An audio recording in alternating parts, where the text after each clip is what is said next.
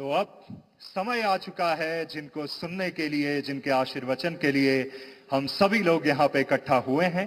आपकी जोरदार तालियों के साथ स्वागत कीजिए देश के यशस्वी माननीय प्रधानमंत्री श्री नरेंद्र मोदी जी का।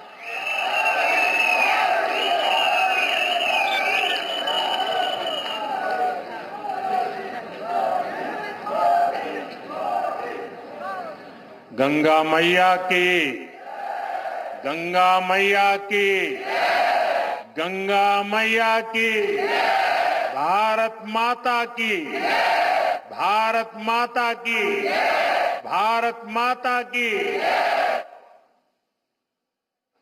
उत्तराखंड का म्यारा प्यारा भाई बहनों, आप सभी तय मेरी सेवा सौली नमस्कार।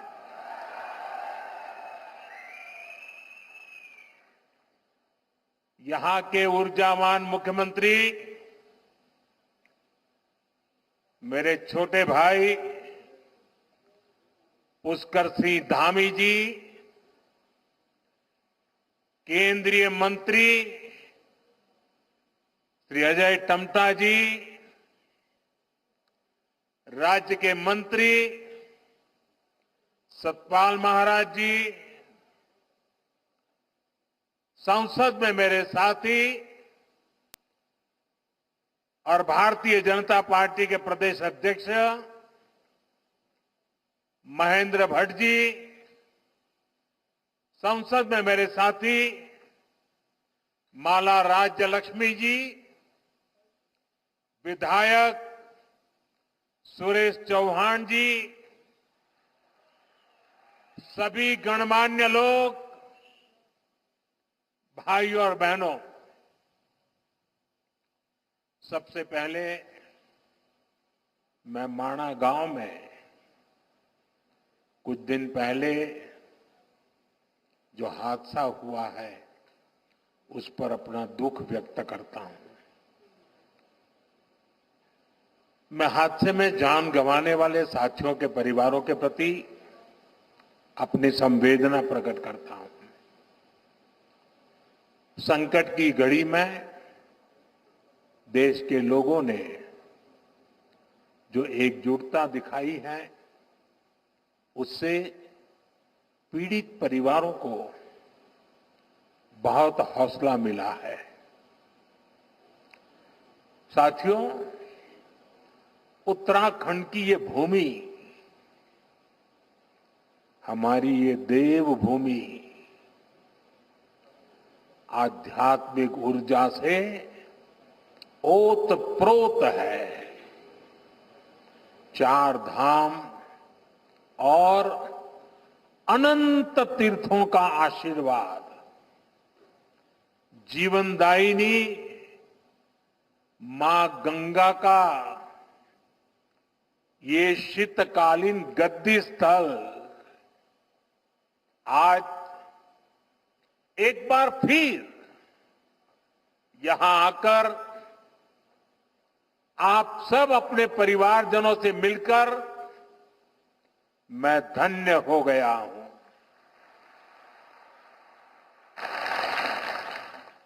मां गंगा की कृपा से ही मुझे दशकों तक उत्तराखंड की सेवा का सौभाग्य मिला है।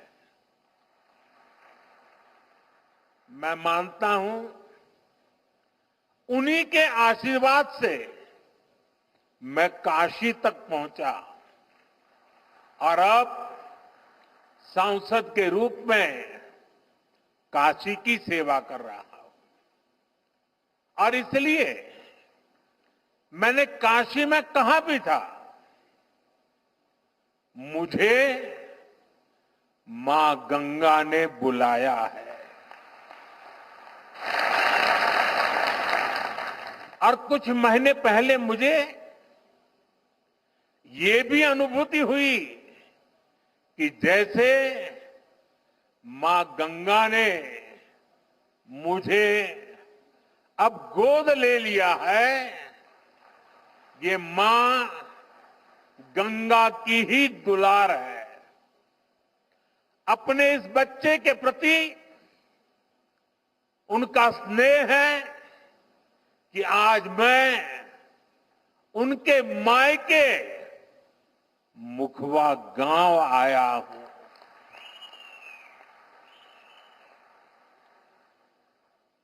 यहां मुझे मुखी मठ मुखवा में दर्शन पूजन का भी सौभाग्य प्राप्त हुआ है।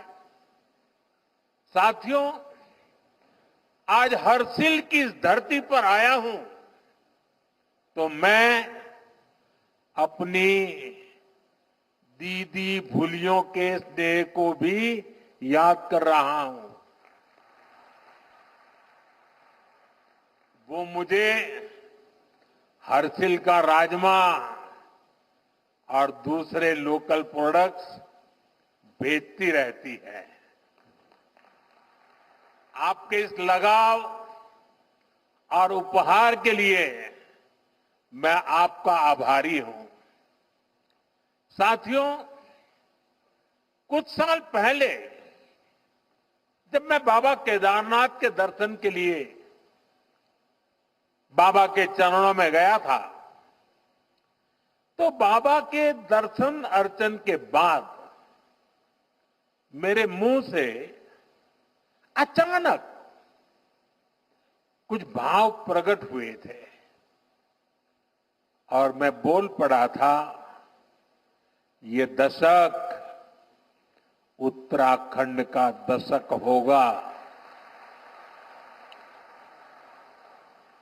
वो शब्द मेरे थे, भाव मेरे थे, लेकिन उनके पीछे सामर्थ्य देने की शक्ति स्वयं बाबा केदारनाथ ने दी थी। मैं देख रहा हूं बाबा केदार के आशीर्वाद से धीरे धीरे वो शब्द, वो भाव सच्चाई में, हकीकत में बदल रहे हैं। ये दशक उत्तराखंड का बन रहा है।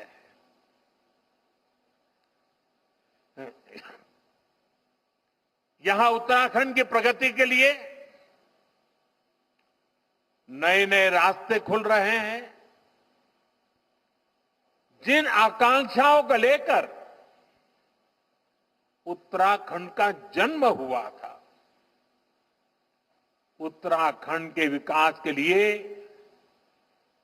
जो संकल्प हमने लिए थे, नीत नई सफलताओं और नए लक्ष्यों की ओर बढ़ते हुए वो संकल्प आज पूरे हो रहे हैं। इसी दिशा में शीतकालीन पर्यटन एक और बड़ा महत्वपूर्ण बड़ा कदम है। इसके माध्यम से उत्तराखंड के आर्थिक सामर्थ्य को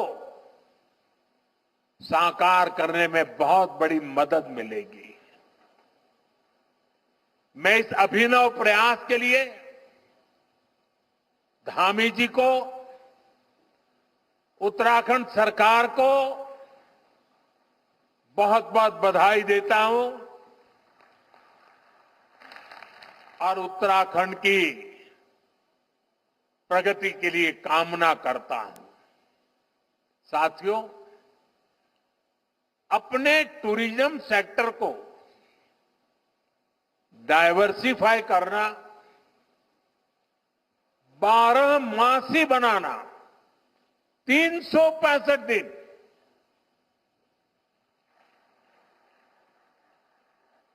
ये उत्तराखंड के लिए बहुत जरूरी है। मैं चाहता हूं कि उत्तराखंड में कोई भी सीजन हो, कोई भी सीजन ऑफ सीजन ना हो, हर सीजन में टूरिज्म ऑन रहे। अब ऑफ नहीं, ऑन का जमाना। अभी पहाड़ों पर पर्यटन सीजन के हिसाब से चलता है। आप सब जानते हैं, मार्च, अप्रैल, मई, जून के महीने में बड़ी संख्या में पर्यटक आते हैं। लेकिन इसके बाद उनकी गिनती बहुत कम हो जाती है। सर्दियों में अधिकतर होटल्स, रिसोर्ट्स और होम स्टे खाली पड़े रहते हैं। ये असंतुलन उत्तराखंड में साल के एक बड़े हिस्से में आर्थिक सुस्ती ला देता है। इससे पर्यावरण के लिए भी चुनौती पैदा होती है।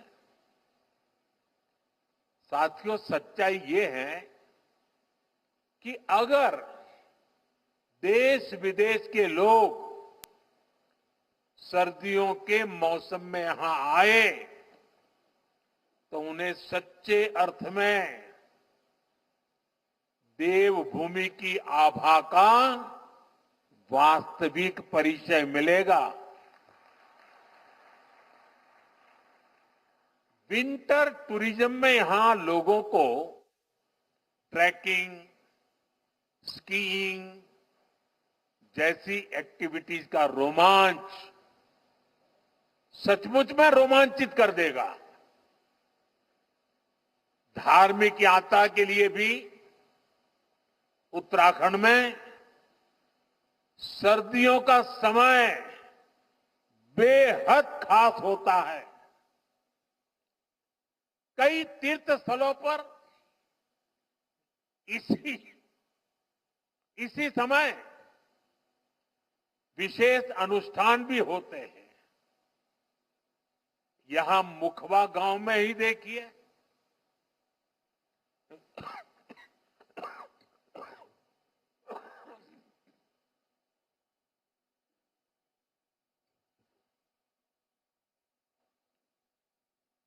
यहां जो धार्मिक अनुष्ठान किया जाता है वो हमारी प्राचीन और अद्भुत परंपरा का हिस्सा है। इसलिए उत्तराखंड सरकार का 12 मासी पर्यटन का विजन, 365 दिन के पर्यटन का विजन लोगों को दिव्य अनुभूतियों से जोड़ने का अवसर देगा। इससे यहां साल भर उपलब्ध रहने वाले रोजगार के अवसर विकसित होंगे। इसका बड़ा फायदा उत्तराखंड के स्थानीय लोगों को होगा, यहां के युवाओं को होगा। साथियों, उत्तराखंड को विकसित राज्य बनाने के लिए हमारी डबल इंजन सरकार मिलकर काम कर रही है। 4 धाम ऑल वेदर रोड, आधुनिक एक्सप्रेसवे, राज्य में रेलवे, विमान और हेलीकॉप्टर सेवाओं का विस्तार 10 वर्षों में उत्तराखंड में तेजी से विकास हुआ है।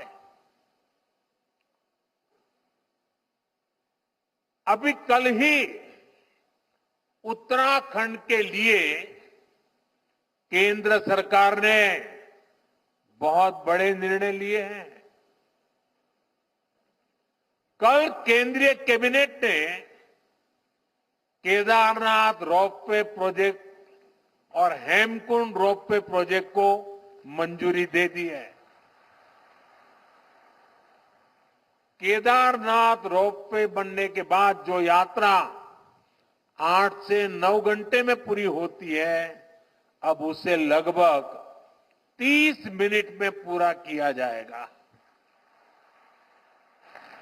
इससे बुजुर्गों, बच्चों, महिलाओं के लिए केदारनाथ यात्रा और सुगम हो जाएगी। इन रोपवे प्रोजेक्ट पर हजारों करोड़ रुपए खर्च किए जाएंगे। मैं उत्तराखंड समेत पूरे देश को